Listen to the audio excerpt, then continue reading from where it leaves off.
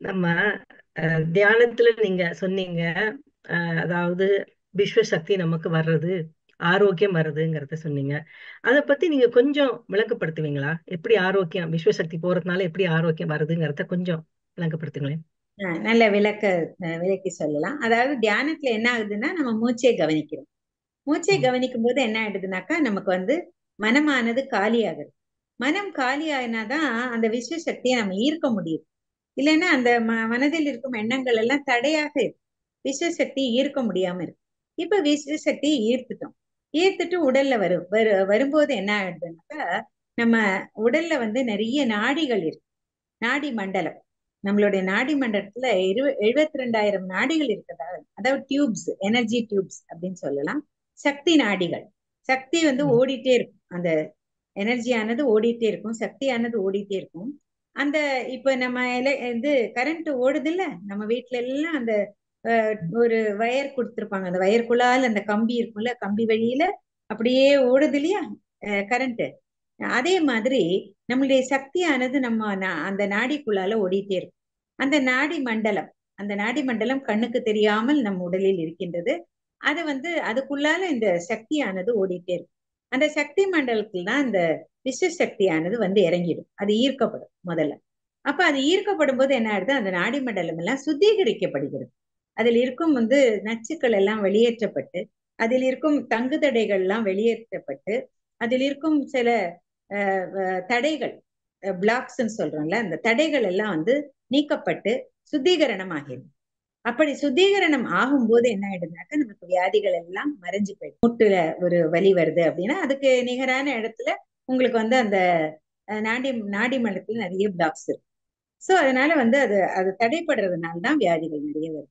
அப்ப இந்த நாம தியானம் செய்யும்போது விஸ்வ சக்தி என்ன செய்யுதுன்னா நாடிகளை எல்லாம் சுத்தம் பண்ணுது. சுத்தம் பண்ணி இந்த பிளாக்ஸ், அந்த தடைகளை எல்லாம் நீக்குது.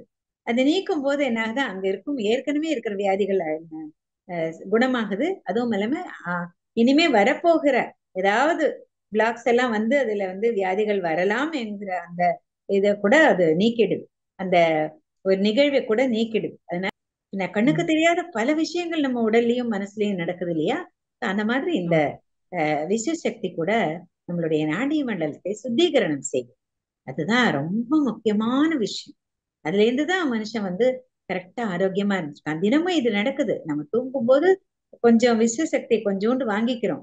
அது என்ன பண்ணுதுன்னா உடல்ல எல்லாம் இருக்கிற நாடி மண்டலத்துல சுத்திகரணம் பண்ணிட்டு தான் வருது. அதனால போது கொஞ்சம் அந்த விச சக்தியை வாங்கிட்டு அது இந்த குணமாக்கிடும். நாடி மண்டலத்தை எல்லாம் கிளியர் பண்ணும்போது என்ன ஆயிடுதுனாக்கா அந்த தடைகள் இல்லாம அங்க வியாதிகள் எல்லாம் குணமாகி சரியாறதுக்கு வாய்ப்புகள் நிறைய இருக்கு. சோ அது ம். ஆனா தியானத்துக்கு வந்ததுக்கு அப்புறம் இதெல்லாம் கொஞ்சம் கொஞ்சமா புரிஞ்சு அவங்களுக்கே அது அனுபவ ரீதியா அவங்களுக்கு கிடைக்கும் போது அதை நல்லா நம்புவாங்க. இதுதான் நடக்குது. நம்ம சாதாரணமா தூங்கும் போது இதுதான் நடக்குது. ஆனா அதுல கிடைக்கக்கூடிய ஆற்றலானது தூங்கும் போது நமக்கு கிடைக்கிற விஷய சக்தியானது ரொம்ப கம்மி. ஒரு ஸ்பூன் அப்படின்னு வச்சுக்கலாம். ஆனா தியானத்துல இருக்கும்போது பெரிய அண்டா நிறைய நிறைய நம்மளுக்கு சக்தியானது கிடைச்சிருக்கு, அந்த ஆற்றல் கிடைச்சிருக்கு. அதுதான் வித்தியாசம். சோ தியானத்திற்கும் தூக்கத்துக்கும் அது ஒரு பெரிய வித்தியாசம். சோ தியானம் பண்ணும்போது நீண்ட நேரம் இப்போ நான் பண்ண முடியுது என்னால. ம். பண்ணும்போது ஹெட் சேக் ஆயிட்டே இருக்கு. ம். ஆம், ஆம், நல்லா ஆழ்ந்த தியானம் மூச்சை கவனிக்க கவனிக்க அந்த தாட்லெஸ்க்கு போயிடுறேன். ஹெட் ம். மூவ் ஆகும்போது திருப்பியும் அந்த அந்த சுவாசம் கூட வருது. அது கரெக்டா என்னன்றது எனக்கு இன்னும் தெரியல. பட் ஆனா ம். நல்லா இருக்கு மேடம். நல்லா இருக்குல்ல, அது போதும். ஹெட் அசையும். அது குண்டலினி சக்தி எழுச்சி ஆகும் போது அந்த மாதிரி இதர பாகங்கள்லாம் சில சில அசைவுகள் இருக்கும். ஆனா தலையில அசைவு இருக்கலாம். ஆனா அதனால ஒன்றும் கஷ்டம் இல்லை. இது மற்றபடி இப்படியே செஞ்சிருப்பாங்க. மூச்சு கொஞ்ச நேரம் கழிச்சு மூச்சே இல்லாத மாதிரி இருக்கும். அதனால அதை கவனிக்க வேண்டாம். மற்றபடி ஏற்படுறதெல்லாம் கவனிச்சுட்டு வாங்க. எதுவுமே இல்லைன்னா அப்படியே நிம்மதியா பேசாம ஒண்ணுமே இல்லாம அப்படியே இருந்துட்டு அவ்வளவுதான். ஓகே உங்களுக்கு நல்லது ஓகே தானே தேங்க். இருக்கு. அப்ப உங்களுக்கு நல்லா இருக்கு மேடம். இந்த மாதிரி தியானம் செய்ய செய்ய உங்களுக்கு இருக்கிற பிரச்சனைகள், சங்கடங்கள் அதெல்லாம் தீருமா அப்படிங்கறத கேட்டிருந்தீங்க போல இருக்கு இல்லையா? ஆமா மேடம், ஆமா மேடம். எப்படி தீருதானாக்கா நம்மளுடைய மனமானது அப்ப தெளிவுபட்டுது.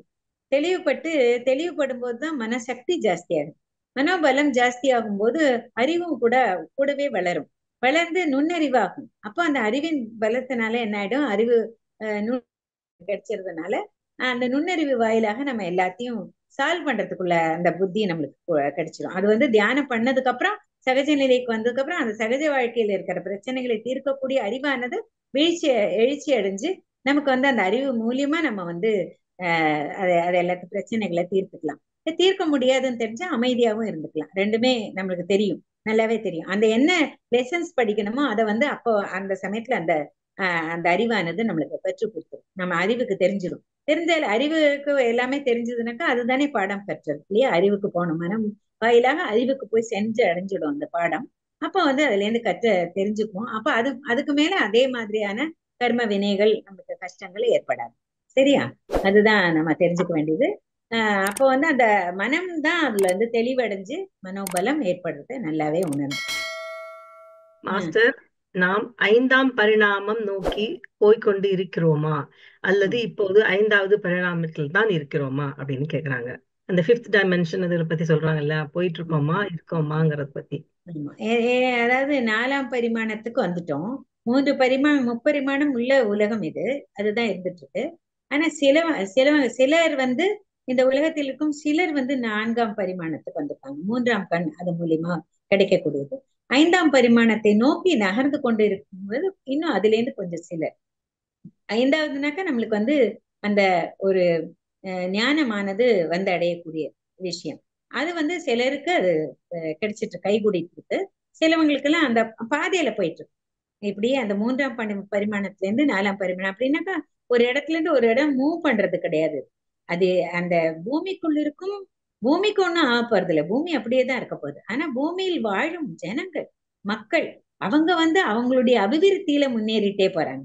அவங்களுடைய ஆன்ம இது இருக்கு இல்லையா, ஆன்ம வளர்ச்சி அது வந்து நடந்துட்டே போகுது. அது வந்து 3 பரிமாணங்களையும் தாண்டி 4வது பரிமாணத்துல வந்து 4வது பரிமாணத்துல 5வது பரிமாணத்தை நோக்கி போகும்போது உலகத்தில் வந்து 5வது பரிமாணம்ங்கிறது ஸ்தாபிக்கப்பட்டு விட்டது அப்படின்னு சொல்லலாம். சோ பூமி எங்கேயும் நோக்கி போறது இல்ல, ஜனங்கள் மாறிட்டு வராங்க. நாம தான் வந்து வளர்ச்சி அடைஞ்சிட்டே வரோம். தியானம் நிறைய நடக்கிறதுனால நம்ம ஜனங்கள் வந்து அதை முன்னேறிட்டு ஆன்மா முன்னேற்றம்ங்கிறது ஏற்பட்டு இந்த 4ஆம் பரிமாணம் 5ஆம் பரிமாணம் அப்படின்னு ஒவ்வொரு பரிமாணங்களா நம்ம வந்து முன்னேறிட்டே போறோம். அதிவேகமாக முன்னேறி கொண்டு வரக்கூடிய காலம் இது. ஏன்னாக்கா நம்மளுக்கு வந்து போட்டான் பேண்ட் எனர்ஜி நிறைய கிடைச்சிட்டு இருக்கு. அதனால இப்ப கொஞ்சம் தியானம் செஞ்சாலே அந்த மாதிரி பெரிய ஒரு நிலையை சீக்கிரமே அடைஞ்சிடலாம். அதனால வந்து சக்தி வாய்ந்த ஒரு எனர்ஜி நம்மளுக்கு கிடைச்சிட்டு இருக்கு. அதனாலதான் போய் ஹிமாலயஸ்ல உட்கார வேண்டாம், வேற எங்கேயும் ஜடாமுடியெல்லாம் வளர்ந்து புத்து வளர்ந்து அப்படியெல்லாம் ஒவ்வொருத்தர் தியானம் பண்ணி அந்த காலத்துல பண்ணினதாக நம்ம கேள்விப்பட்டிருக்கோம். அதெல்லாம் அவசியமே இல்லை. அவங்கவுங்க வீட்டு பெட்ரூம்லயே அந்த டிராயிங் ரூம்லயே உட்காந்துட்டு அப்படியே கொஞ்ச நேரம் கண்ண மூடி உட்கார்ந்தாலே போதும், நம்மளுக்கு வந்து தியானம் கை கூடி எடுத்து பாருங்க. சோ அதனால வந்து அந்த மாதிரி ஒரு காலகட்டத்துல நம்ம எல்லாருமே இருக்கோம். ஒரு புறம் வந்து பார்த்ததுனாக்கா மற்றதெல்லாம் நடந்துட்டு தான் இருக்கு. ஆனா இன்னொரு பக்கம் பார்த்தோம்னாக்கா ரொம்ப ஆன்ம வளர்ச்சியானது நல்லா நடந்துட்டு இருக்கு. சோ அதனால இது வந்து கண்டிப்பா நம்ம அது கை கூடிடும். வளர்ச்சி முன்னேற்றம் அந்த பாதையில் போயிட்டு இருக்குன்னா பூமி எங்கிருந்தோ ஒரு பக்கத்துல இருந்து இன்னொரு பக்கம் போறது டிராவல்னு கிடையாது. அது அப்படி தப்பா நினைச்சுக்கூடாது. பூமியில் இருக்கும் ஜனங்களின் வளர்ச்சியே அது காட்டுது. அது ஆன்ம வளர்ச்சி. தியானத்துல ஆரம்பத்துல நான் மூச்சு பாக்குறேன், அதுக்கப்புறம் மூச்சு எங்க போச்சுன்னு எனக்கே தெரியல. மூச்சு தேடினாலும் கிடைக்கவே இல்லை. அது கண்டுபிடிச்சு அதுக்கப்புறம் நிக்கும் போதுதான் வருது மேம் மூச்சு. அது எங்க போச்சுன்னே தெரியல. மூச்சு நின்னுட்டு இந்த 3ஆம் கண் வாயிலாகவே மூச்சு விடுவோம். நம்ம மூச்சு வந்து மூக்கால விட மாட்டோம். கொஞ்ச நேரம் ஆனதுக்கு அப்புறம் 3ஆம் திறந்துட்டு அது வழியில மூச்சு போயிட்டு இருக்கோம். அதனால நம்ம கவனிக்கவே முடியாது, நேரடியா வெளியில இருந்து உள்ள போயிடும். சோ அதனால வந்து அந்த மூக்குங்கிற சமாச்சாரமே இருக்காது. அதனாலதான் நம்மளுக்கு கவனிக்க முடியாது. கொஞ்ச நேரம் ஆச்சுன்னா அப்படி ஆயிடும். சோ அதனால வந்து அதுக்கெல்லாம் கவலையே பட வேண்டாம், சும்மா பண்ணிட்டே இருங்க. ஆனா நீங்க உட்கார்ந்துக்கிறதுக்கு கஷ்டப்படுறீங்க அப்படின்னு சொல்லும்போது அதுல வந்து ஏதாவது வசதிகள் பண்ணிக்கிறதுக்கு முடிஞ்சதுன்னா பண்ணுங்க. இல்லைன்னா எங்கேயோ ஒரு எனர்ஜி குறைஞ்சிருக்கு, எங்கேயோ ஒரு கர்மா இருக்கு உங்களுக்கு. இது யாரையோ தியானம் செய்யும் போது உங்களை டிஸ்டர்ப் பண்ணிருக்கீங்கன்னு நினைக்கிறேன் போன ஜென்மத்துல. அதனால உங்களுக்கு டிஸ்டர்பன்ஸ் வருது. இவ்வளவு வருஷம் பண்ணிட்டு அதுக்கப்புறம் தான் வரும். சிலப்பெல்லாம் கர்மாக்கள் வந்து உடனே வராது, போக போக போக போகதான் வரும். அப்ப வந்து தியானிகளுக்கு கஷ்டங்கள் வராதுன்னா கண்டிப்பா வரும். ஆனா அது வந்து ஏன் வரும் அப்படின்னாக்கா அவங்க எல்லா பாவத்தையும் கழிச்சுட்டு போகக்கூடிய ஒரு நிலையில இருக்காங்க. ஏன்னா ஆன்ம வளர்ச்சியில் வந்துட்டாங்க அந்த பாதையில. அதனால வந்து உங்களுக்கு அந்த கஷ்டங்கள் எல்லாம் வரும். ஆனா வந்து அதுக்காக மனம் தளரக்கூடாது. ஏதாவது முறைகள் பண்ணிக்கணும். அப்புறம் நிறைய எனர்ஜி வேஸ்ட் எங்க பண்றீங்களோ அவங்க கூட பேசாதீங்க. அவங்க கூட போன் கூட பண்ணக்கூடாது. அதே மாதிரி எங்க எனர்ஜி நம்மளோடது வீணாகுதோ அதை அந்த விதத்தை எல்லாத்தையும் நீங்க கட் பண்ணணும். அந்த இதெல்லாம் அடைக்கணும். எங்க வந்து பாத்திரத்துல ஓட்டை இருந்தா தண்ணி வீணா போயிடும் இல்லையா? அந்த ஒரு பானை இருக்கு, பானையில ஒரு ஓட்டை இருந்ததுன்னா சின்ன ஓட்டையா இருந்தா கூட அது வழியில தண்ணீர் வெளியில போயிடும் இல்லையா? அந்த மாதிரி இல்லாம அந்த ஓட்டைகளை எல்லாம் அடைக்கணும். அப்படி அடைக்கும் போது உங்களுக்கு வந்து உங்ககிட்டயே எனர்ஜி தங்கிடும். அதுவும் இல்லாம அதை நல்லா சிறப்பா வளர்த்துக்கணும் அப்படின்னாக்கா நீங்க வந்து மற்றவங்களுக்கு சொல்லி கொடுக்க ஆரம்பிக்கணும். சின்ன குழந்தைங்கள் கூட சேர்ந்து தியானம் பண்ணுங்க. அந்த பள்ளிகளுக்கெல்லாம் போக முடிஞ்சதுன்னா, பிரான்ஸ்ல உங்களுக்கு அந்த அனுமதி இருக்கோ என்னமோ, எந்த மாதிரி ஒரு நாடுன்னு தெரியாது. அப்படி உங்களுக்கு அந்த அந்த வாய்ப்பு இருந்ததுனாக்கா அவங்க கூட எல்லாம் போய் இருந்து அக்கம் பக்கத்துல எல்லாருக்கும் போய் சொல்லி இந்த தியானத்தை சொல்லி கொடுங்க. அவங்க முதல்ல கேட்க மாட்டாங்க, அவங்களுக்கு தெரியாது. ஆனா மைண்ட்ஃபுல்னஸ் அப்படின்னு சொல்லி மூச்சை கவனித்தல் அப்படின்னு சொல்லி சொன்னீங்கன்னாக்கா அவங்களும் எடுத்துக்குவாங்க. அப்படியாக நீங்க வந்து கொஞ்சம் பேருக்கு சொல்லி கொடுக்கும் போது உங்க இந்த பிரச்சனைகள்ல இருந்தாலும் நீங்க வெளியில வர்றதுக்கு வாய்ப்பு நிறைய இருக்கு. ரீதியான கஷ்டங்கள் எல்லாம் ஏற்படும். எல்லா இடத்துலயும் டெஸ்ட் இருக்கு இல்லையா? நம்மளுக்கு எல்லாம் ஒரு 5 வருஷம் முடிஞ்சதுக்கு அப்புறம் ஒரு டெஸ்ட் முடிஞ்சதுக்கு அப்புறம் தான் 6வது வருஷத்துல தியானத்துல உள்ள சேர்த்திக்குவாங்க. மாஸ்டர்ஸ் எல்லாம் அப்படி வச்சிருக்காங்க. என்ன பண்றது? எனக்கும் இருந்தது நிறைய. தியானமே செய்ய விடாம எல்லாம் செஞ்சுட்டு இருக்கும். ஆனா வந்து ஆனாலும் விடாமுயற்சியா எது வந்தாலும் பரவாயில்லன்னு சொல்லி நிறைய வலிகள் இருக்கும். ஆனாலும் கண்ணை மூடிட்டு உட்காந்துருப்பேன். 1 மணி நேரம்னா 1 மணி நேரம் அலாரம் வச்சுட்டு கண்ணை மூடியே உட்காந்துருப்பேன். மியூசிக் போட்டிருப்பேன். வலி ஒரு பக்கம் கஷ்டமா இருக்கும். கண்ணை திறந்துடலாம் தோணும். ஆனா விடாப்பிடி ரொம்ப பிடிவாதமா உட்காந்துக்கணும். என்ன பண்ண முடியும்? அப்ப அதுல இருந்து ஜெயிச்சு வந்துடலாம். ஓகே. போக போக எக்ஸாம் வந்து டஃப்பா இருக்கும். பெரிய கிளாஸ் வர வர நம்மளுக்கு கஷ்டமான பரீட்சை தானே இருக்கும். அந்த மாதிரிதான். மாஸ்டர், என்னோட கொஸ்டின் என்னன்னா, இப்ப நம்மளுக்கு டாக்டர் வந்து அனஸ்தீசியா கொடுக்குறாங்க. அப்ப நம்ம வந்து கான்சியஸ்னஸ் நம்மளுக்கு போயிடுது. இப்ப நம்ம ஆபரேஷன் எல்லாம் பண்ணும்போது கொடுக்குறாங்க. அப்ப அந்த பாடி என்ன ஆகுது? அப்ப அந்த சிச்சுவேஷன்ல என்ன நடக்குது? ஆக்சுவலா திரும்பி அந்த நம்மளுக்கு அந்த ரியலைசேஷன் வந்தோம்னா அந்த பெயின்லாம் நம்ம ஃபீல் பண்றோம்.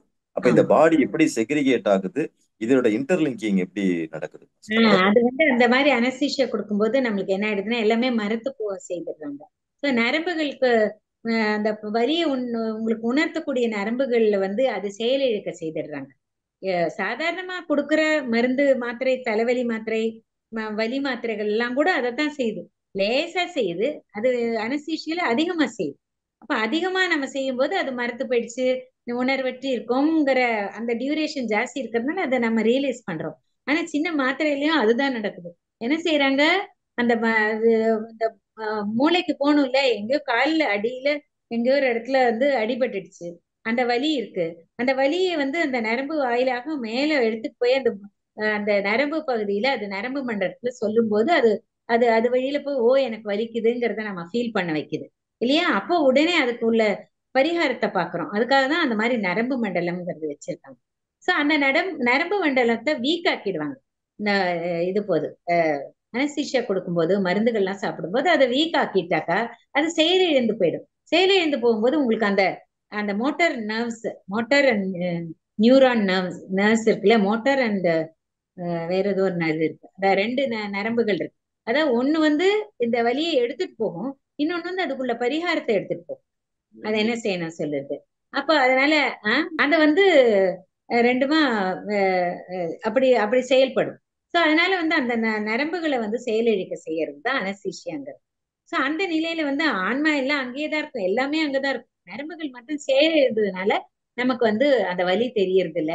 அந்த இடத்துல ஆபரேஷனே பண்ணுவாங்க, ஆனா கூட நமக்கு ஒண்ணுமே தெரியாது. அப்படி ஜட மாதிரி கிடப்போம். ஏன்னா அந்த நரம்புகள் வேலை செய்யாது. அவ்வளவுதான். கொஞ்சம் கொஞ்சமா நிறைய அந்த மாதிரி சாப்பிட வலி மாத்திரைகள் எல்லாம் சரியா சாப்பிட சாப்பிட கொஞ்சம் கொஞ்சமா என்ன ஆகும்? வலியே இருக்காம ஆயிடும். அந்த நரம்பு மண்டலமே வேலை செய்யாம ஆயிடும்.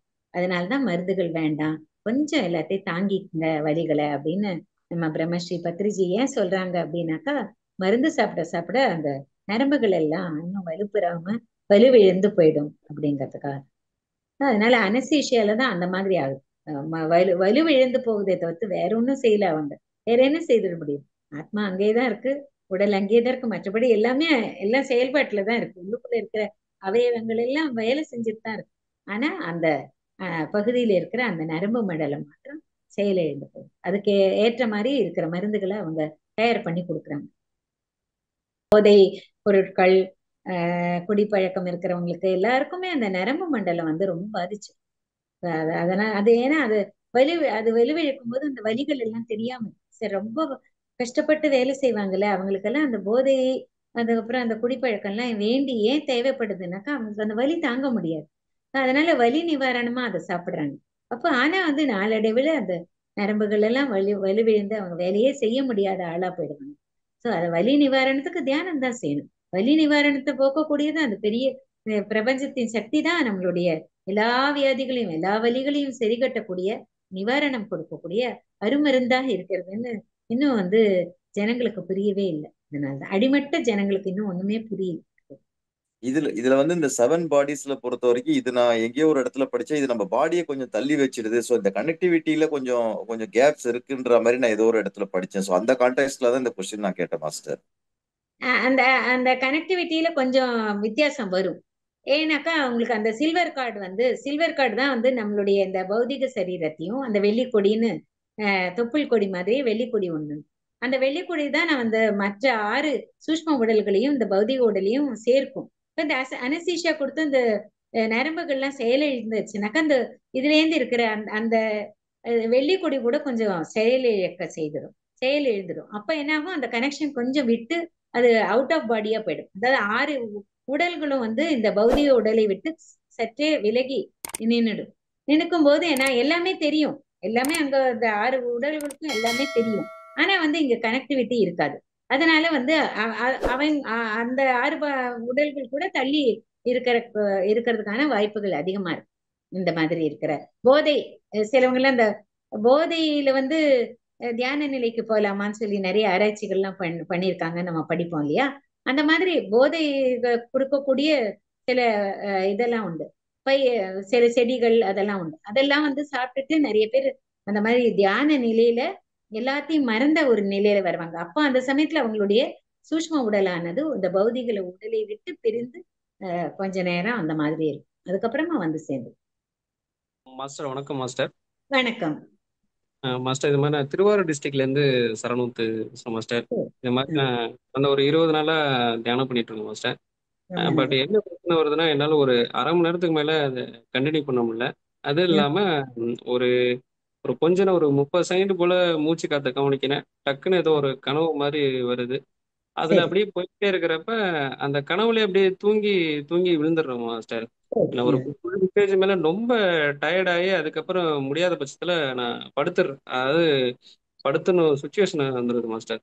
இதுதான் என்னோட எல்லாமே சரியாதான் நடந்துட்டு இருக்கு. எல்லாம் கரெக்ட் தான். அந்த மாதிரிதான் ஆரம்பத்துல வந்து உங்களுக்கு வந்து அந்த நீங்க செய்யற வேலையினாலயோ அல்லது பழைய ஜென்மங்கள்ல இருந்தோ இல்ல இந்த ஜென்மத்திலயோ உங்களுக்கு நிறைய அந்த உடல்ல வந்து இறுக்கம், அந்த ஒவ்வொரு செல்லுலயும் உங்க உடல்ல இருக்கிற ஒவ்வொரு செல்லுலயும் இறுக்கம் ஜாஸ்தியா இருக்கு. மன இறுக்கம்னு சொல்றோம்ல, இது வந்து அந்த மன இறுக்கத்துல இருந்து உடல் இறுக்கம் ஜாஸ்தியாகும்.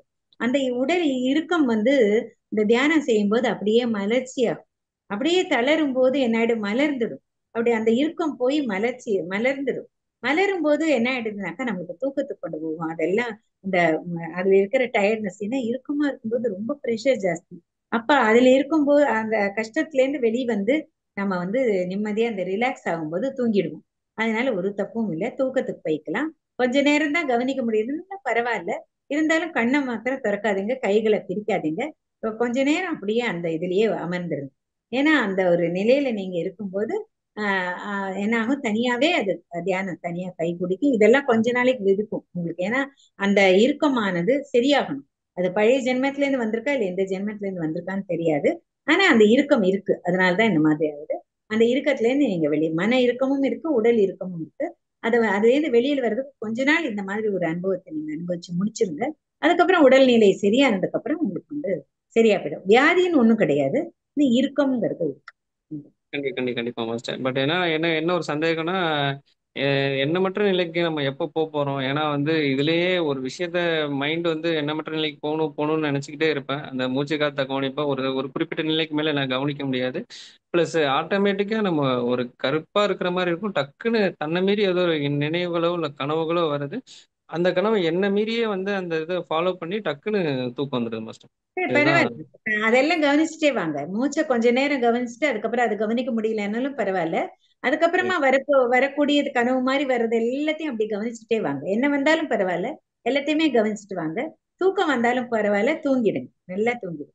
நல்லா தூக்கம் வரும். அப்பதான் வந்து உடல் வந்து அந்த நல்ல ஒரு ஆரோக்கிய நிலைக்கு வரும். மனதும் உடலும் ரெண்டுமே ஒன்னோட ஒண்ணு ரொம்ப இணைஞ்சது. அதனால வந்து மனதுல வந்து இறுக்கம் இருக்கும்போது உடல்லயும் இறுக்கம் இருக்கும். அப்ப அது வந்து தளர் நிலைக்கு கொண்டு போய் இது வந்து உங்களுக்கு நிறைய ரெஸ்ட் கிடைச்சிடும். கொஞ்ச நேரத்திலயே உங்களுக்கு நிறைய ரெஸ்ட் கிடைச்சிடும். ஆமா மாஸ்டர், கண்டிப்பா. ஒரு 5 நிமிஷம் டக்குன்னு படுத்த மாதிரி தான் இருக்கும். யாராச்சும் வந்து எழுப்புனாங்கன்னா ஏதோ காலையில தூங்கி எந்திரிச்ச அளவுக்கு ஃபீல் பண்ணுவோம் மாஸ்டர். அந்த ஒரு 5 நல்ல நிமிஷம் ரெஸ்ட் ரொம்ப நல்லா இருக்கும். அதுல கிடைக்கிற அந்த யோக நித்ரை அப்படிங்கிறது வந்து அசாதாரணமானது. அது வந்து உடல்ல இருக்கும் அந்த அசதிகள் எல்லாம் நீக்கி ரொம்ப சுறுசுறுப்பாக்கிடும். இது எல்லா ஜனங்களுக்கும் போய் சேர்ந்தா எவ்வளவு நல்லா இருக்கும்னு நினைக்கிறேன் நானு. ஏன்னா ரொம்ப கஷ்டப்பட்டு வேலை செய்யறவங்களை எல்லாம் உட்கார வச்சு கொஞ்ச நேரம் ஒரு கண்டிப்பா மாஸ்டர். ஏன்னா ஒரு வந்து மணி காவல்துறையில நேரம், இருக்கேன் நானு. ஆமா தியானம் பண்ண வச்சுட்டோம்னா எவ்வளவு சீக்கிரமா சுறுசுறுப்பாயிடுவாங்க. எவ்வளவு சீக்கிரம் அவங்களுக்கு அந்த புத்துணர்ச்சி கிடைச்சிடும் இல்லையா? அந்த விஸ்வசக்தி வந்து சேருது இல்லையா? அப்ப எவ்வளவு புத்துணர்ச்சி கிடைக்கும். அந்த மாதிரி யாராவது செஞ்சா நல்லா இருக்கும். நிறைய பேர் அந்த மாதிரி இனிமே எடுத்துட்டு போய் எல்லாருக்கும் சொல்லணும். இந்த இந்த சமுதாயம் முழுக்க எல்லா ஜனங்களுக்கும் தியானம் போய் சேரணும். சேர்ந்துட்டா ரொம்ப நல்ல சமுதாயமா நம்ம மாறி. வணக்கம் மேடம். மேடம், நான் வந்து தற்போது ஒரு 8 மாசமா வந்திருக்கேன் தியானத்துல. ஆனா நல்ல தியானத்துக்கு வந்ததுல இருந்து என் வாழ்க்கை ரொம்ப சிறப்பா தான் இருக்கு, நல்லா இருக்கு, ரொம்ப சந்தோஷமா இருக்கு. ஆனா மனைவி வந்ததுல நான் தியானத்தை பண்ணதுனால அவங்க திட்டின்டே இருக்காங்க. எப்ப பார்த்தாலும் என்ன தப்பு பண்ணாலும் பெரிய தியானம் பண்றான், தியானம் பண்ணி பண்ணி இப்படி ஆகுது அப்படின்னு சொல்லிட்டே இருக்காங்க. அவங்க இந்த நிலைமைக்கு அவங்க என் கூட கொஞ்சம் என்னைய மாதிரி வந்திருந்தா அவங்களும் வீடும் சந்தோஷமா இருக்காங்க, வரவே மாட்டேங்காங்க. வராட்டாலும் பரவாயில்ல, நீ திட்டின்டே இருக்காங்களே மேடம், அவங்க எப்பதான் சரி போவாங்க? பரவாயில்ல, அவங்களுக்கு ஒன்னும் புரியற நிலைமையில இல்ல. இப்ப ரொம்பவே புரிய மாட்டேங்குது. ஒரு சின்ன குழந்தை இருக்கு. அது வந்து இன்னும் கொஞ்சம் இப்பதான் நடக்க ஆரம்பிச்சிருக்குன்னா நம்ம கூட ஓடணும்னு நம்ம எதிர்பார்த்தா முடியாது இல்லையா? அது வந்து இப்பதான் நடக்க ஆரம்பிச்சிருக்கு. அதனால அந்த மாதிரிதான் இருக்கணும். அந்த மாதிரி இருக்கிற குழந்தைகள் அடிக்கடி விழுவாங்க, அழுவாங்க, மற்றவங்களை குறை சொல்வாங்க. அதெல்லாம் அந்த மாதிரி நினைச்சுக்கங்க. நீங்க அவங்க உங்க கூட பயணம் பண்றதுக்காக வந்திருக்காங்க. ஏதோ ஒரு உத்தேசத்துல நீங்க அவங்க கூட சேர்ந்து வாழ்ந்துட்டு இருக்கீங்க. அதனால பரவாயில்ல. அதெல்லாம் பொறுக்கக்கூடிய பொறுமையை வளர்த்துக்கணும். நிறைய பொறுமைதான். பொறுமை வளர்த்துக்கிறதுக்காகவும் பொறுமையை படிச்சுக்கிறதுக்காக தான் இந்த எல்லாரும் ஜென்மமே எடுத்திருக்கோம். அதனால நிறைய பொறுமை உங்களுக்கு வரட்டும் நான் வாழ்த்துக்கிறேன். மனமார்ந்த வாழ்த்து. மாஸ்டர் வணக்கம். வணக்கம். சொல்லுங்க முரளிகிருஷ்ணன். மாஸ்டர், எனக்கு 2 கொஸ்டின் இருக்குமா. ஃபர்ஸ்ட் கொஸ்டின் என்னன்னு பாத்தீங்கன்னா ஒரு கொஸ்டினா கேக்குறேன் நானு. அதாவது வந்து இந்த கர்மாவுக்கும் மேனிஃபெஸ்டேஷனுக்கும் இருக்கிற தொடர்பு என்னங்கிறத கொஞ்சம் விளக்கமா சொல்ல முடியுமா? அதாவது மேனிஃபெஸ்டேஷன் அப்படின்னாக்கா நம்ம வந்து அபண்டன்ஸ் கிரியேஷன், அதாவது நிறைய சொத்து பணம் காசு எல்லாம் எனக்கு வந்து சேரணுமே அப்படின்னு சொல்லி ஒரு எண்ணத்தை முதல்ல வச்சுட்டு அதுக்கப்புறம் தியானம் செஞ்சு அந்த எண்ணத்திற்கு நிறைய எனர்ஜி சேர்க்க வந்து நம்ம பிரபஞ்சத்தில் இருக்கும் அந்த பணத்தை ஈர்க்கிறோம். பணத்தை ஈர்க்கும் அந்த ஒரு டெக்னிக் தான் அது, அந்த மேனிஃபெஸ்டேஷன் அப்படின்னு சொல்றது. பணத்தை ஈர்க்கிறது. ஆனா எப்பவுமே நம்ம தெரிஞ்சுக்கணும், அந்த பணத்தை கூட எப்பவுமே வந்து கர்மா, மேனிஃபெஸ்டேஷன்ல வந்த பணத்தை கூட கர்மாங்கிறது ஒண்ணு இருக்கு. சரியா? அந்த கர்மா வினை பயன் இருக்கும். அதை வந்து அதுல இருந்து தப்பிக்க முடியாது. அதுதான் பத்திரிஜி எப்பவும் சொல்வாரு, மேனிஃபெஸ்டேஷனை விட அதோடைய வரக்கூடிய இது ரிசல்ட், அதுல வரக்கூடிய கான்சிக்வன்சஸ், அதுதான் நான் முக்கியமா பேசுவேனே தவிர்த்து மேனிஃபெஸ்டேஷன் பத்தி பேச மாட்டேன் அப்படின்னு சொல்லுவாரு. அப்புறம் வந்து அதனால வந்து அதுல கர்மா நிறைய சேர்ந்துடும். ஸோ மேனிஃபெஸ்ட் பண்ணி நீங்க உங்களுக்கு நிறைய பணம் வந்துருச்சுனாக்கா என்ன ஆகும்னா, ஒருத்தர் இருக்கார், ரொம்ப ஏழ்மையில இருக்காரு, அவருக்கு பணம் தேவை, அதனால மேனிஃபெஸ்ட் பண்றாரு, எனக்கு பணம் வரணும்னு சொல்லி நினைச்சு நிறைய எக்கச்சக்கமான பணம் வந்து சேரணும்னு சொல்லி நினைச்சு அவருக்கு லாட்டரி டிக்கெட்ல எக்கச்சக்க பணம் வந்துருச்சுன்னு வச்சுக்கங்களேன். ஆனா முதல்ல வந்து அது ஜீர்ணிச்சுக்க முடியாம இத்தனை பணம் வந்துருச்சுன்னு ஜீர்ணிச்சுக்க முடியாமலே அவருக்கு வந்து பல வியாதிகள் வந்துடலாம். ஏன்னா அவருக்கு பேலன்ஸ்ல வரமாட்டாரு, அப்படி வந்துடலாம். இல்ல மற்றபடி அந்த பணம் வந்திருக்கே, அது மற்றவங்களுடைய லாட்டரி டிக்கெட்ல வந்து மற்றவங்களுடைய கர்மா எல்லாம் அதுல சேர்ந்திருக்கும். எந்த பணத்திலயுமே கர்மா சேர்ந்திருக்கும். கர்மா இல்லாம இந்த மனித உடல் உருவாகாது, கர்மா இல்லாமல் பணம் உருவாகாது. இதுதான் விதி. அதை தெரிஞ்சுக்கணும் நம்ம. சோ அந்த கர்மா கூட சேர்ந்ததுதான் அந்த பணமும். சோ அந்த எந்த கர்மா? கெட்ட கர்மா. அப்ப அந்த நல்லது பணம், ஆனா கெட்ட கர்மாவும் கூட சேர்ந்திருக்கு. அப்படிதான் இருக்கும். எப்படி ரோஜா மலர் இருக்கு, அந்த முள் இருக்குல்ல செடியில, அது மாதிரிதான்.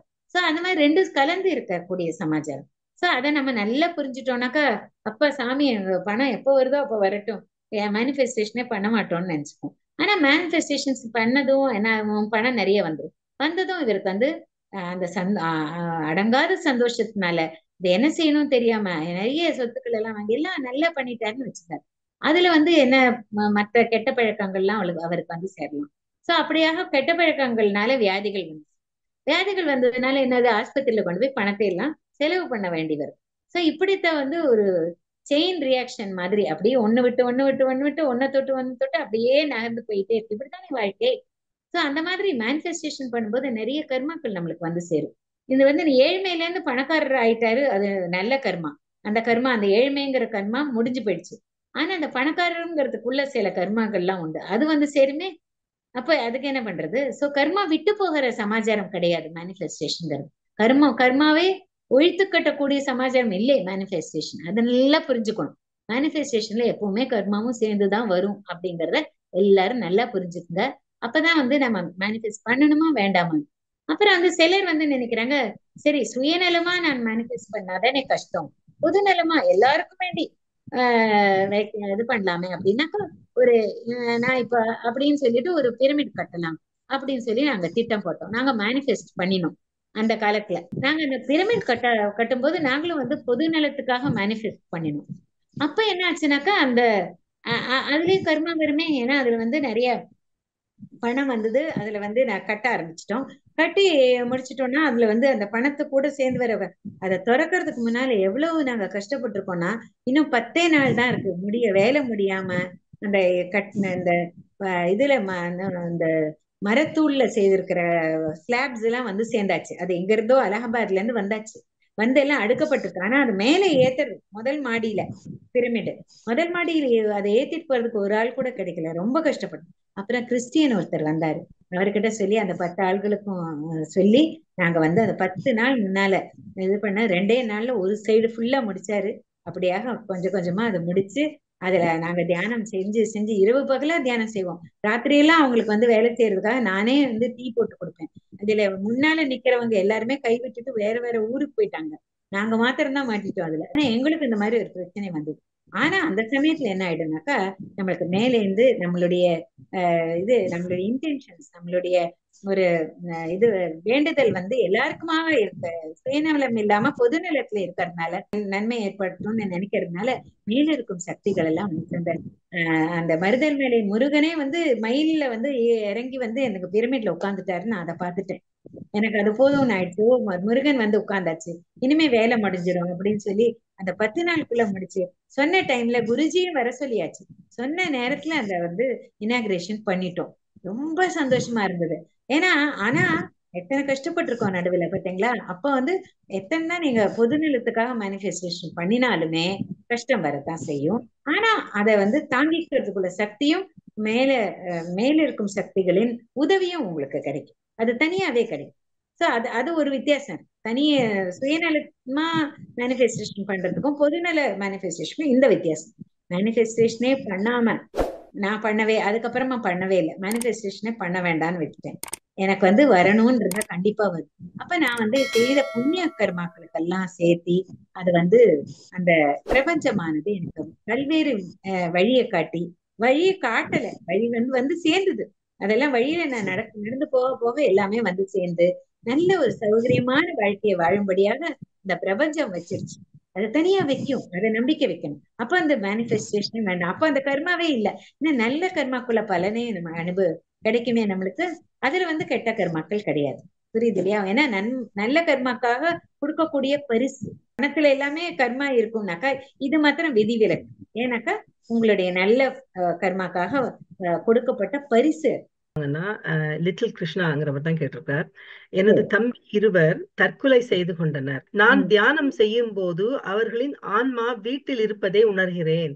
அவர்களை எப்படி ஆன்மா உலகிற்கு அனுப்ப முடியும் சொல்லுங்கன்னு கேக்குறாரு. ரொம்ப நல்ல கேள்வி. ரொம்ப அதனால நான் சொல்றேன், அவங்களுக்கு என்ன சொல்லணும்னாக்கா, நீங்க கண்ணை மூடி தியானத்துல போயிட்டு அவங்க கூட பேசணும்.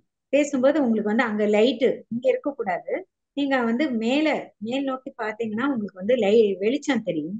அந்த வெளிச்சத்தை நோக்கி நீங்க பிரயாணம் செய்யணும். ஏன்னா உங்களுக்கு உடலற்ற நிலையில, ஏன்னா சூசைட் பண்ணவங்களுக்கு அவங்க நம்பவே மாட்டாங்க உடல் போயிடுச்சுன்னு.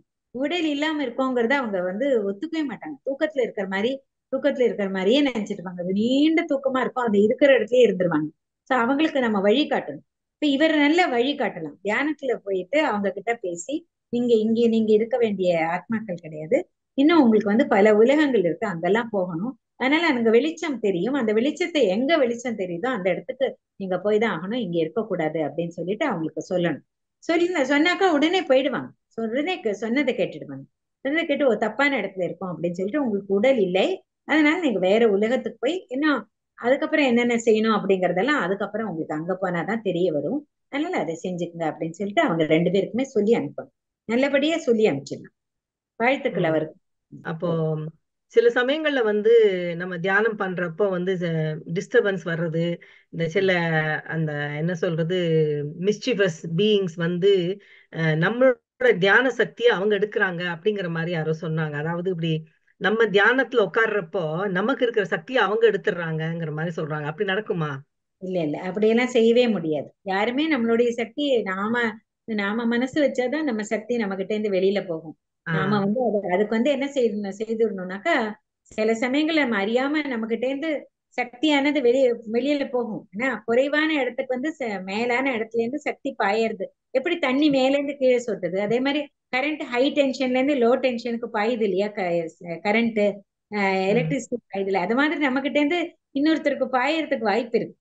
நம்ம சக்தியானது இன்னொருத்தருக்கு. அதுக்கு என்ன பண்ணணும்னாக்கா, நம்மளுடைய நாவி, அதாவது தொப்புள் இருக்கு இல்லையா, அந்த இடத்துல வந்து நம்ம ஒரு ஒரு லாக் போட்ட மாதிரி, அதுல வந்து ஒரு பூட்டு போட்ட மாதிரி நம்ம கற்பனை பண்ணி மனசுல கற்பனை பண்ணி தியானத்துல கண்ணை மூடி உட்கார்ந்து தியானத்துல இருக்கும்போது அங்க வந்து ஒரு பூட்டு இருக்கிற மாதிரி தெரிஞ்சுக்கணும். அந்த சக்தியை வந்து வீணடிக்க கூடாது.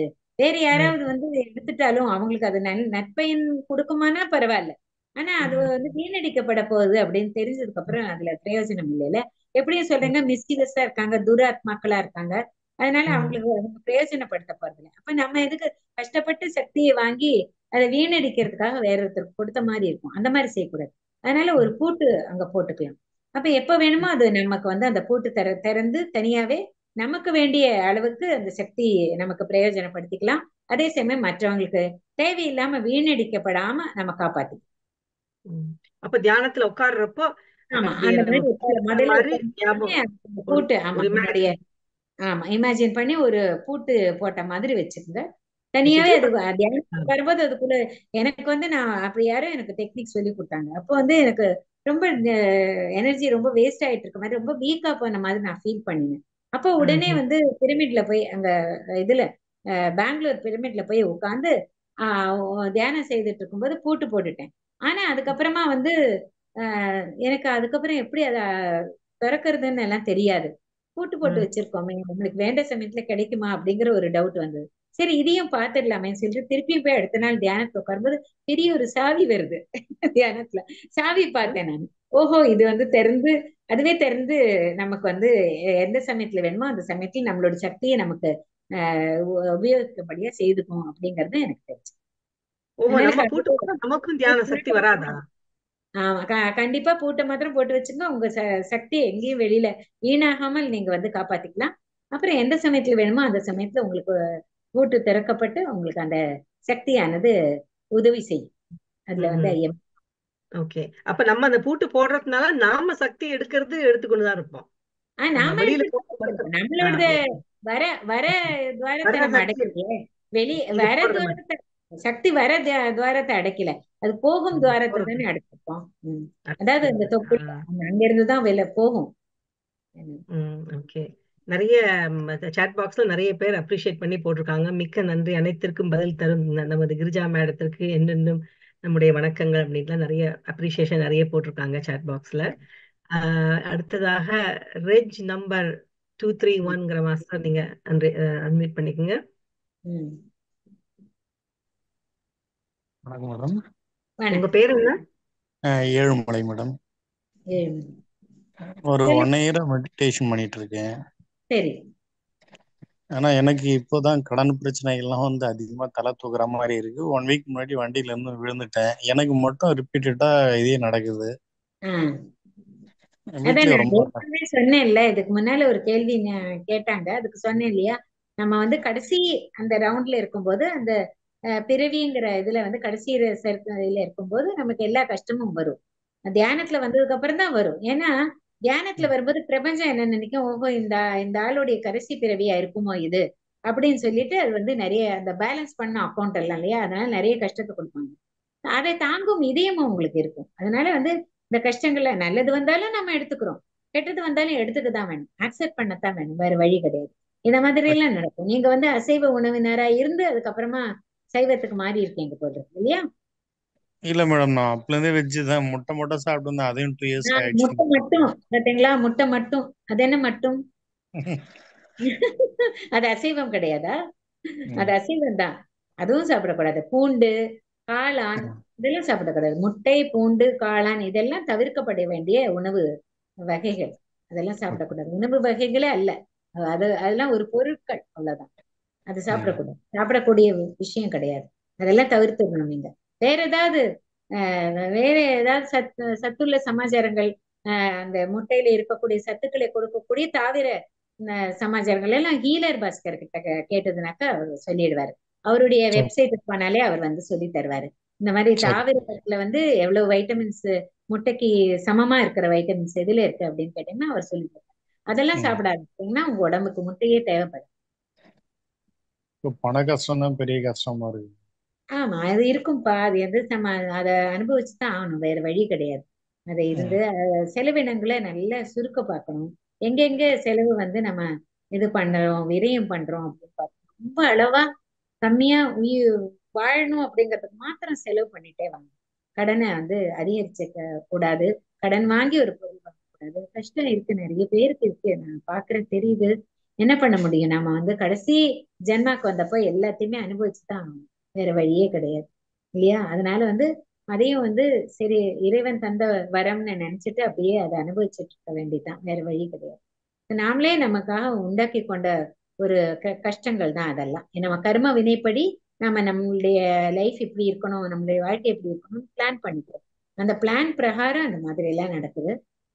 அப்படியே கொஞ்சம் தைரியத்தை வச்சுக்கங்க, மனசுல இது பண்ணி நல்லதை செய்யுங்க. நிறைய பேருக்கு போய் சொல்லி கொடுங்க தியானத்தை, இலவசமா சொல்லி கொடுங்க, எதுவுமே எதிர்பார்க்காதீங்க. முட்டையெல்லாம் சாப்பிடுறத விட்டுடுங்க. முட்டையெல்லாம் ரொம்ப காஸ்ட்லி, பணமே இல்லாதப்ப அந்த முட்டை இருக்கு ரொம்ப விலை கொடுத்து வாங்குறீங்க. முட்டைக்கு பதிலா இருக்கிற அந்த காஸ்மிக் எனர்ஜி, இந்த விஸ்வ சக்தியிலேயே அவ்வளவு சக்தியும் இருக்கு. அதை வந்து நீங்க ஈர்த்துட்டீங்கன்னாலே போதும், உங்க உடலுக்கு எவ்வளவு தேவையோ அத்தனை வைட்டமின்ஸும் அதுலயே வந்துடும். ஏன்னா முட்டைக்கு போறதும் அந்த அந்த காஸ்மிக் எனர்ஜில இருந்து தான் முட்டைக்கே அந்த வைட்டமின் போகுது. அது முட்டை வழியில எதுக்கு சாப்பிடணும், நேரடியாவே எடுத்துக்கலாமே. நேரடியாவே அந்த காஸ்மிக் எனர்ஜியை தியானத்து மூலியமா எடுத்துக்கங்க. முட்டை வாங்க வேண்டிய அவசியமே கிடையாது, காசு மிச்சம். அதுக்கப்புறம் கடன் தொல்லை இருந்து கொஞ்சம் கொஞ்சமா முட்டைக்கு செலவாக்குறது எல்லாம் சேர்த்து வச்சீங்கன்னா கடன் தொல்லையில இருந்து வெளியில வந்துருக்கலாம். சோ இப்படி பல சமாச்சாரங்கள் இருக்கு இல்லையா? அதனால அதிகப்படியா எதுவும் செலவு பண்ணாதீங்க, காஸ்மிக் எனர்ஜிலே எப்பவும் இருக்க பாருங்க. அப்ப அதிகமா பசிக்க கூட செய்யாது, கம்மியா சாப்பிட்டா போதும், அது கூட செலவு கம்மியாகும். எனக்கெல்லாம் சாப்பாடு செலவு, மருந்து செலவே இல்லை. அதனால வந்து செலவுகள் எல்லாம் கம்மி. அதனால நான் ரொம்ப சுகபோகமா மற்றதுக்கெல்லாம் செலவு பண்ணி சுகபோகமா வாழலாம் பாருங்க, கையில இருந்ததுனாக்கா பணம். சரிங்க. நல்வாழ்த்துக்கள்ப்பா, நல்வாழ்த்துக்கள். எல்லாத்தையும் அந்த அசைவ சமாச்சாரங்களை எல்லாம் எடுத்து நிறைய தியானத்துல நீங்க நிறைய நேரத்தை கழியுங்க, இன்னும் அதிகப்படுத்துங்க தியான நேரத்தை கூட்டுங்க, நிறைய பேருக்கு சொல்லி கொடுங்க தியானத்தை. சரிங்க, நன்றிஜி.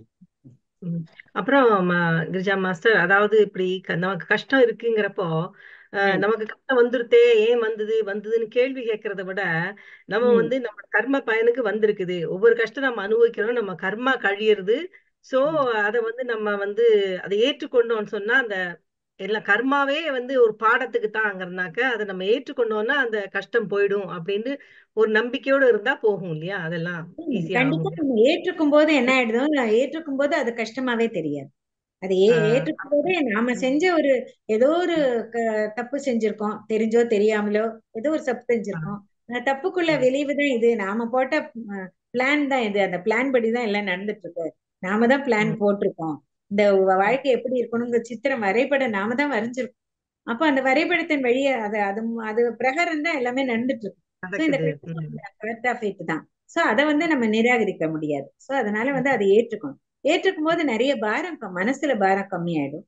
அதுக்கப்புறம் அந்த கஷ்டங்கள்ங்கிறத கொஞ்சம் அவ்வளோ ஒன்றும் ஈஸியா சொல்லிடலாம் அதை ஏத்துக்கணும் அப்படிங்கறதெல்லாம். ஆனா வந்து அது நிஜமா அனுபவிச்சு இது பண்றவங்களுக்கு நிஜமாவே கஷ்டம் உண்டு, இல்லைன்னு சொல்ல. ஆனா அதை வந்து மீறி வரணும். மீறி வரும்போது தான் அதை ஜெயிச்சதாக அர்த்தம். இல்லைனாக்கா எப்பவுமே அது வந்துட்டே இருக்கும். சோ அதனால வந்து இந்த கஷ்டம் நான் வந்து எனக்காக போட்டு வரைஞ்ச சித்திரம் தான், நான் போட்ட பிளான் தான், நான் செஞ்ச தப்புக்காக தான் இதெல்லாம் அனுபவிச்சுட்டு வரேன். அதனால இதோட முடியட்டும் பரவாயில்லன்னு யாரையுமே குற்றம் சொல்லாத ஒரு நிலையில நம்ம வந்து மற்றவங்களால தான் இது எனக்கு அப்படி ஆச்சுன்னு நினைக்கவே கூடாது. ஒருபோதும் நன்றும் தீதும் பிறர் தர வாரா. இது யாருமே நல்லதும் செய்ய முடியாது, கெட்டதும் செய்ய முடியாது, நமக்கு தீங்கும் செய்ய முடியாது. அதனால மற்றவங்கள இருந்து இல்லை, என்னையில இருந்து தான் எனக்கு கஷ்டமும் வந்திருக்கு, நன்மையும் வந்திருக்கு. சோ அதனால நன்மை என்னெல்லாம் வந்திருக்கு அப்படின்னு சொல்லி பார்த்து தீமைகள் என்னெல்லாம் இருக்கோ அதை நான் வந்து கடந்து போயிடுவேன் அப்படிங்கிற தைரியத்தை வச்சு அதை கொடுக்கக்கூடியதுதான் தியானம். தியானம் நிறைய நேரம் பண்ணணும். கஷ்டம் இருக்கிறவங்க தூங்க கூட கூடாது. ராத்திரி நேரம் வந்து தூக்கத்துல கூட கழிக்க வேண்டாம், தியானத்திலேயே கழிச்சிடணும். அப்போதான் வந்து அதுல ஜெயிச்சு வர முடியும். நிறைய நேரம் தியானம் செய்ய செய்ய செய்ய செய்ய அவங்களுக்கு வந்து இதா இருக்கும். ரொம்ப தூக்கம் வரும்போது தூங்கினா போதும், அல்லாட்டா வந்து தியானத்துல தான் கழிக்கும் நிறைய நேரம். நல்ல ஒரு விளக்கம் கொடுத்துருக்கீங்க மாஸ்டர். அவருக்கும் நல்ல பயனுள்ளதா இருக்கும். அடுத்ததா மீனா மாஸ்டர். சொல்லுங்க Meena. Yes ma'am. Good evening ma'am. Good evening. சொல்லுங்க. இப்போ உடம்பு ரொம்ப ஒரு கண்டிஷன் மோசமா இருக்கிற சமயத்துல நம்ம தியானிகள் வந்து போய் பார்க்க கூடாது, அதனால நெகட்டிவ் எனர்ஜி நம்மளுக்கு கம்மியாகும்ன்றாங்க, நம்ம எனர்ஜி. அப்படியா? உண்மையா மேம்? அதனால கொஞ்சம் அவங்களுக்கு நம்மளுடைய எனர்ஜி கொஞ்சம் போட்டுமே. அதனால என்ன, நாம தான் சம்பாதிச்சுக்கோங்க, நாம தான் தியானிகளாச்சு. அதனால அவங்களுக்கு அவங்க நல்ல ஆரோக்கியமா இருந்ததுக்கு அப்புறம் நல்ல தியானம் செய்வாங்க, நிறைய வந்து ஹெல்ப் பண்ணுவாங்கன்னா போய் அவங்க கூட உட்கார்ந்து அவங்கள மோட்டிவேட் பண்ணி நல்லா ஆயிட்டு அவங்க வந்து மத்தவங்களுக்கு எல்லாம் உதவி செய்யட்டுமே. ஏன் அப்படி நினைக்கிறது? நம்ம கண்டிஷன் கொஞ்சம் ரொம்ப இதுவா இருக்கு. நான் ஆரம்பத்துல கொஞ்ச நேரம் ஈவினிங்ல உட்கார வச்சேன் மேடம் அவங்கள. ஃபர்ஸ்ட்ல இங்க இருக்கும்போது அவங்க என்ன பண்ணாங்க, ஓம் நமச்சிவாய. நான் சொன்னேன் அதெல்லாம் மந்திரம் எதுவுமே சொல்ல வேணாம், நீங்க கண்ணு மூடி நீங்க மூச்சை கவனிங்க. இப்ப கூட நான் சொல்றேன், நீங்க தொடர்ந்து 40 நாள் நீங்க படுத்துக்கிட்டே கூட நீங்க பண்ணுங்க, அப்ப உங்களுக்கு எவ்வளவு இது வரும், அந்த வலி தாங்கக்கூடிய சக்தியாவது நம்மளுக்கு இருக்கும் அப்படின்னு நான் சொல்றேன் நானு. ஆனா ஒருத்தர் சொன்னாங்க, இது மாதிரி நம்ம போனோம்னா நம்மளுக்கு வந்து நெகட்டிவ் எனர்ஜி தான் இருக்கும், நீங்க பார்த்து பண்ணிக்கலாம். எல்லாருடைய இதுல அப்படி சொல்ல முடியாது. நம்மளுடைய எனர்ஜி அவங்க வீணடிக்கிறாங்களா அதை உபயோகப்படுத்துறாங்களா நம்ம பாத்துக்கணும். அவங்க நாம சொன்னபடி அவங்க தியானம் செஞ்சுட்டு இருந்தாங்கன்னாக்கா நாம போய் அங்க போய் பார்க்கலாம். அவங்களுக்கு நம்ம கிட்ட இருந்து எனர்ஜி போய்கட்டும், பரவாயில்ல, நாம சம்பாதிச்சுக்கலாமே. எனர்ஜி எப்படி கிரகிச்சுக்கிறதுங்கிற வழி தெரியுமே. அப்ப அங்க போய் அவங்க கொடுக்கலாம். அந்த ஏன்னா அவங்க நல்லா ஆயிடுவாங்கன்னா, நல்லானா ரொம்ப நல்லது. அவங்க மற்றவங்களுக்கு எல்லாம் சொல்லுவாங்க, மற்றவங்களை எல்லாம் தியானிகளை ஆக்குவாங்க. அந்த ஒரு அவங்களுக்கு அவங்கள வந்து நம்ம வந்து நிறைய வந்து அவங்களுக்கு இது கொடுக்கணும், ஒரு தைரியத்தை உருவாக்கி அவங்களுக்கு வந்து நிறைய ஊக்கம் கொடுத்தோம்னாக்கா அவங்க வந்து அந்த இதுல இருந்தெல்லாம் வெளியில வந்து நிறைய பேருக்கு நீ சொல்லி கொடுக்கணும், இப்படி படுத்துட்டு இருக்க கூடாது, சீக்கிரமா சரியாகணும் அப்படின்னு சொல்லிட்டு நிறைய தியானம் பண்ணுங்க அப்படின்னா அதை கேட்டுட்டு அவங்க பண்ணாங்க உடனே சரியாயிடுவாங்க. நிறைய நல்ல விஷயங்களை செய்வாங்களே. அப்படி இருக்கிறவங்களுக்கு நீங்க தேடி கண்டுபிடிச்சு அப்படி இருக்கிறவங்களுக்கு செய்யலாம். இல்ல இவங்க வந்து ஒன்னும் கேட்க மாட்டாங்க, இவங்களுக்கு கொடுத்த எனர்ஜியை நம்ம வந்து வேஸ்ட் பண்றதாக ஆகும் அப்படின்னு நினைச்சதுனாக்கா அங்க போகாது. தியானத்துல நீங்க வைங்க நான் சொன்னேன், நம்ம வயிற்று வலி வந்தா பசித்தான் நம்ம தான் சாப்பிடணும். இப்ப நான் சொல்லி உங்களுக்கு அதை பண்ண முடியாது, நீங்களே உட்கார்ந்தீங்கன்னா தான் அதோடைய இது உங்களுக்கு புரியும் அப்படி சொல்லிட்டு நான் சொல்லியிருக்கேன். ஆனா உங்களுக்கு இல்ல, அதுதான் வேற, அதுதான் உங்களுக்கு கேட்கலாம் மேடம். புரியாதவங்களுக்கு தியானம் செய்யாதவங்க கிட்ட நெருங்கவே இருக்காது. நீங்க சொல்லி தியானம் செய்யறவங்க கிட்ட மாத்திரம் போங்க, அவங்களுக்கு வந்து எனர்ஜி கொடுக்கலாம், தப்பு கிடையாது. நாம அது பிரிச்சு பார்க்கணும். எல்லாருக்குமே கொடுக்க வேண்டாம்னு இல்லை.